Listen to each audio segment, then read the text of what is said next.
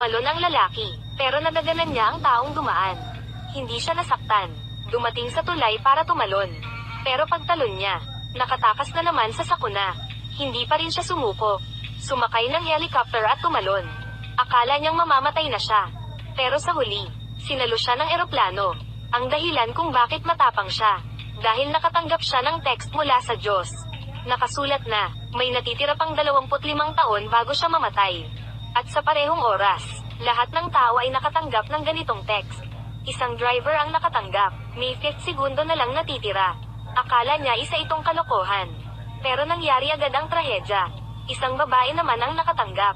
May ilang minuto na lang natitira. Agad niyang inalis sa saksakan. At inayos ang mga pwedeng magdulot ng sakuna. Pero kahit na ganito, sa huli, di pa rin nakaligtas. Isang batang babae ang nagpadala ng mga mensahe. Anak siya ng Diyos, nakatira sa langit kasama ng Ama. Sa unang araw, nilikha ng Diyos sina Adan at Eva. Nang dumami ang mga tao, gumawa ng mga trahedya ang Diyos para sa katuwaan. Laging gumagawa ng sakuna. Nang makita ng anak ang balita, pinagsabihan ng ama, pero nag-away lang sila. Dahil sa pangyayaring ito, binuksan ng babae ang computer. Nagpadala ng countdown sa mga tao. Lumapit sa washing machine. Gusto niyang hanapin ang 6 na alagad.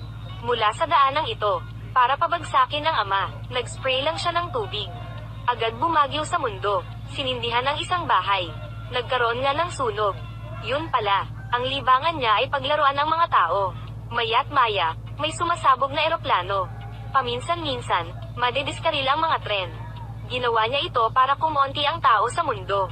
Ang anak naman niya, nakita ang mga balita, sa sobrang galit, nagpadala ng death countdown sa lahat. Pagkatapos ay pumasok sa washing machine. Sabi kasi ng kuya niya na si Jesus, kailangan maghanap ng 6 na disipulo. Ire-reset ng ina ang mundo, para mapabagsak ang Diyos, habang nakatanggap lahat ng text. Akala ng iba prank lang ito, pero pagdating sa 0 ng timer, maaksidente talaga. Ang iba ay sinubukan pang pahabain ang buhay, pero hindi naman makatakas. Hindi pwedeng madagdagan ang buhay. Lumabas din ito sa balita. Lahat ng tao ay naniniwala dito. Nakasulat ang oras ng kamatayan. Ang ilang ay malungkot dahil ang maikli ang buhay. Ang iba naman ay aabot pa ng 50 taon. Habang nagpanik ang mga tao, ang anak ng Diyos ay dumating na nga sa mundo. Natuwa siya sa pagdating. Hindi niya alam kung anong kinakain ng mga tao. Kinuha niya ang hamburger mula sa basurahan. Ngunit sumunod ay, sinuka niya ang pagkain. May isang palaboy ang nakakita sa kanya. Tinulungan siyang hanapin ang 6 na disipulo. Habang hinahanap nila, tulad ng inaasahan, nalaman nga ng Diyos, na nilock ang computer, pumunta rin sa mundo, upang maturuan ng leksyon ang suwail na anak. Pumasok din ang Diyos sa washing machine. Dumating sa mundo ng mga tao.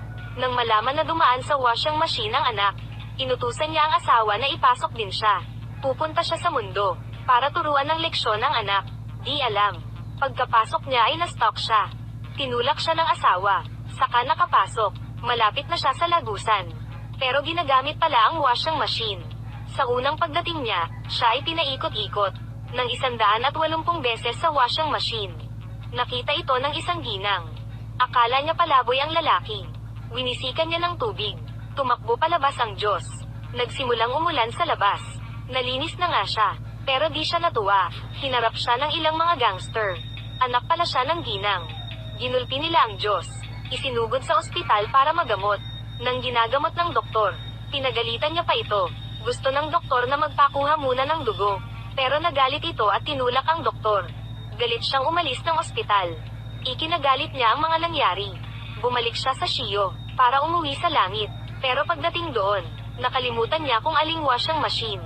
Nang galit na siya, bigla niyang nakita ang anak. Tumakbo kaagad ang anak. Gusto ng Diyos na umuwi na siya at i-unlock ang computer. Pero ayaw ng anak, naglakad ito sa tubig. Gusto sanang sumunod ng Diyos. Pero ang resulta ay, nahulog siya sa ilog. Makalipas ang ilang oras, nailigtas nga siya. Di na alam gaano katagal ang lumipas. Habang naglilinis ang asawa ng Diyos, natuklasan na May 18th na disipulo na. Binuksan niya ang computer. Inalis ang mga countdown ng kamatayan. Ginamit ang skills niya, para ibahin ang mundo. Sa katapusan, ang Diyos ay pumunta sa isang pagawaan ng washing machine. Dahil gusto niyang hanapin ang daan pauwi, para makauwi na. Sa ngayon, dito na nagtatapos. Salamat sa panonood. Kita-kita sa susunod.